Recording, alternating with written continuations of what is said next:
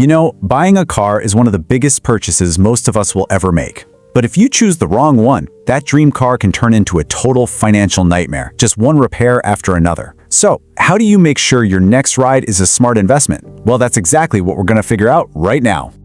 Just think about this for a second. The average price for a new car has shot past $48,000. For that kind of money, you're not just buying a way to get from A to B, you're making a massive financial decision. And honestly, the stakes have never been higher.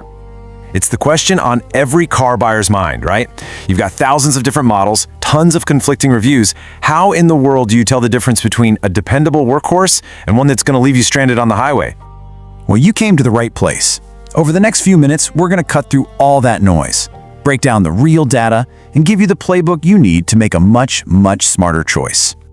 Okay, first things first, let's start with the big picture. We all hear about certain brands having a great reputation for reliability, but does the actual evidence back that up? To get a real answer, we're diving into some serious research from the folks at Consumer Reports. They've crunched the numbers on over 300,000 vehicles to see which car companies are consistently building solid cars and, well, which ones just aren't. And yeah, the results are pretty fascinating. This year, Subaru actually jumped to the #1 spot, which might be a surprise to some people. They've managed to edge out the brands we usually see at the top, like Lexus and Toyota. But look at the bottom of the list. You've got some really big names down there. GMC, Cadillac, and even the buzzy EV startup Rivian. Now here's where it gets really interesting. When you group these brands by where they're from, a clear pattern emerges. Asian automakers are way out in front with an average score of 57. European brands are kind of in the middle at 48, and US domestic brands are trailing behind with a score of just 38. So the takeaway here is that a brand's reputation and its country of origin can be a really powerful first step in narrowing down your search. But looking at the whole brand only tells you part of the story. Let's zoom in and look at a real-world case study of how just one faulty part can cause a massive headache for owners of one of the most popular SUVs out there. So, the part we're talking about is the continuously variable transmission, or CVT. Basically, instead of having traditional gears, it uses this clever belt and pulley system. And when it works right, it's super smooth and efficient. But when it fails, oh boy, it is a big problem. And the Nissan Rogue is the poster child for this issue. I mean, look at this timeline. For years, across different versions of the car, owners have been complaining about shuddering, slipping, overheating, and sometimes the transmission just completely dying. This wasn't a one-time thing. It was a nagging problem that went on for a decade. And here's where it really hurts your wallet. The typical cost to get one of these failed CVTs fixed or replaced can be anywhere from $3,500 to over $5,000. For an older car, a repair bill that big can be a financial knockout punch. All right, let's switch gears and look at a different kind of issue.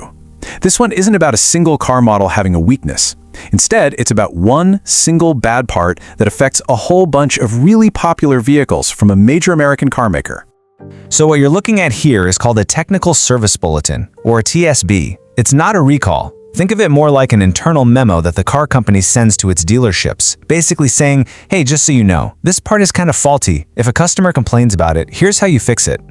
And this particular TSB for Ford's 10-speed transmission is a huge one. I mean, just look at this list. It hits some of the absolute best-selling vehicles in the country, from the F-150 pickup truck and the Explorer SUV all the way to the Mustang. So what's the actual problem that drivers feel? Well, the TSB talks about a defective part inside the transmission that causes really harsh, jerky, or delayed shifts. It's exactly the kind of unnerving issue that makes you lose all confidence in your car every single time you pull away from a stoplight. Okay, enough with the problems. Let's talk solutions. How can you, the person about to spend a lot of money, protect yourself? Here's an actionable playbook you can use before you sign anything. All right, this is your 6-point checklist. Number 1, the test drive. And I don't mean just a trip around the block. Get it out on the highway, listen, and feel for any jerking or weird sounds from the transmission. 2, demand the service history. If they don't have records, you should assume it wasn't maintained. Be firm on this. Then, take 5 minutes and test every single electronic gadget. The touchscreen, the backup camera, the AC. Check for rust, especially underneath the car where it loves to hide. And finally, look at the tires. If they're worn unevenly, that's a huge red flag for expensive suspension problems down the road. Now, let's look to the future. Hybrids and electric cars are everywhere now. But how do they actually hold up when it comes to reliability? You might think newer means more reliable, but the answer might surprise you.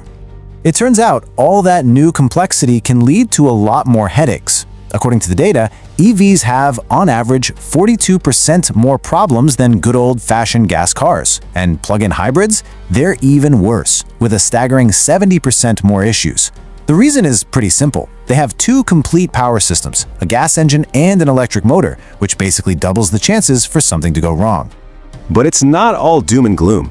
Some electrified models, like the Toyota Corolla and RAV4 hybrids, are incredibly dependable. But on the flip side, the Ford F-150 hybrid is one of the least reliable vehicles in the entire survey. And some brand new EVs like the Chevy Blazer and the Cadillac Lyriq are already showing significant problems right out of the gate. So if you remember one thing from all this, let it be this piece of advice from an expert at Consumer Reports. Try to avoid being the first person on your block to own a brand new model. All new designs and brand new tech almost always have some early issues. If you just wait a year or two, you give the car maker a chance to work out all those initial bugs. And that really leaves us with the big question, doesn't it? This is the choice every car buyer has to make today. Do you play it safe and stick with a proven, reliable car that might not have all the latest gadgets? Or do you take a gamble on the cutting-edge tech, knowing there's a higher risk it'll spend more time at the dealership? It's a tough call, and the choice is yours.